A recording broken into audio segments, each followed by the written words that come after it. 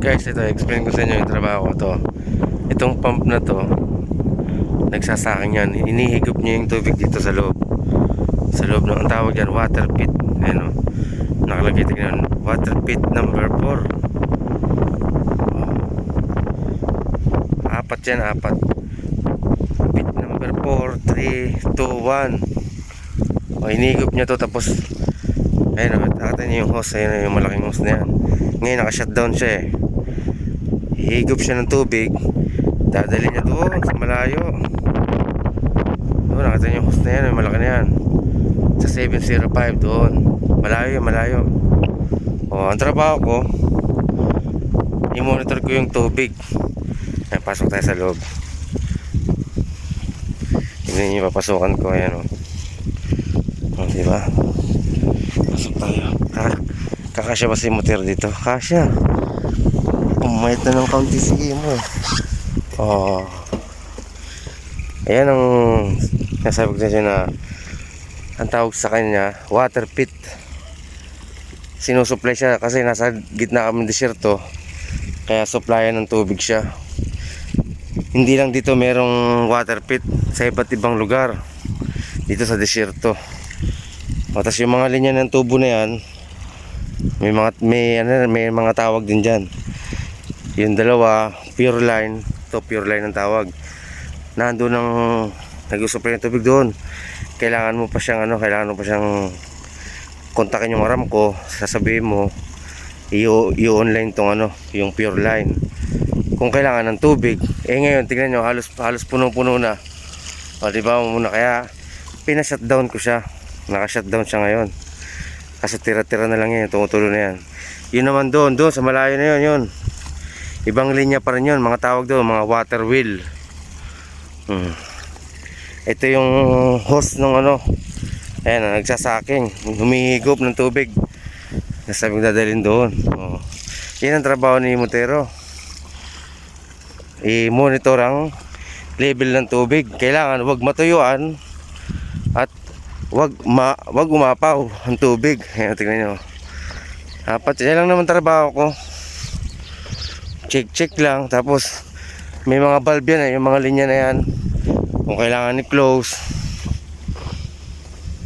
buksan. Ayan o. So dito, halos puno na rin. Diba? Apat yan, binabantayan ko na yan. O, diba? Kita niyo malayo to, sa malayo. Kumbaga sa atin ay pala isdaan, pero tubig lang yan. Wala yung isda. O, yun, punta natin yung water wheel. Katulad dyan, mapupuno na. Pero sa sobrang laki niyan, yung supply ng tubig, kaunti lang naman, mahihina lang naman. Kinontrol ko lang yan.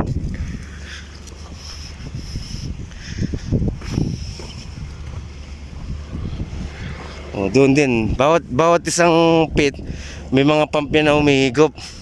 At may mga tubig din siya supply. Siyempre, kailangan, din siya yung, kumbaga pag hinigop, pababawasan yan, di ba?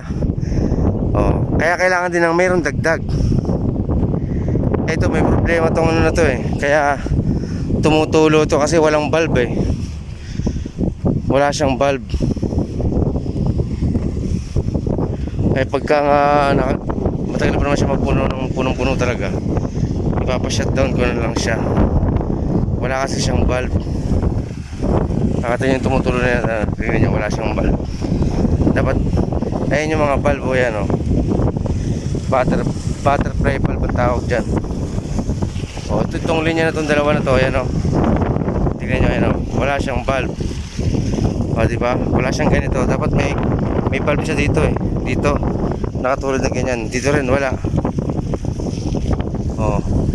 Kaya dito sarado. Doon naman bukas kasi walang valve. Kaya hindi mo siya may shutdown. Yan ang trabaho ni Montero. Happy New Year po pala sa inyo lahat dyan. Ayan.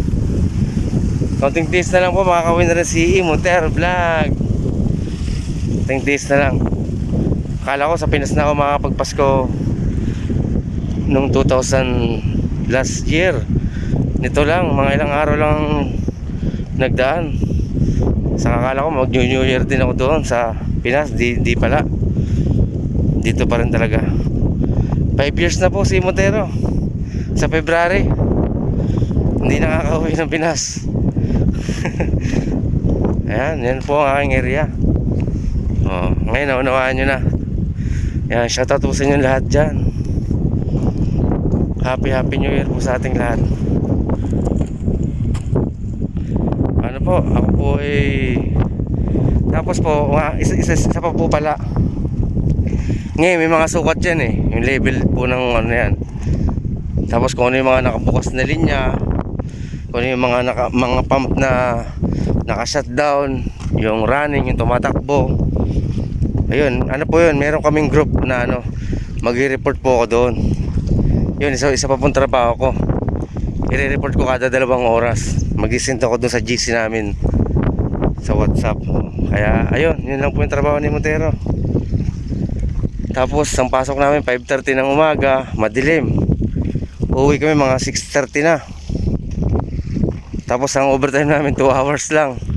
Dati 4 hours wala kinukulimpat ng mga ng mga namamahala. Ayan, paano po?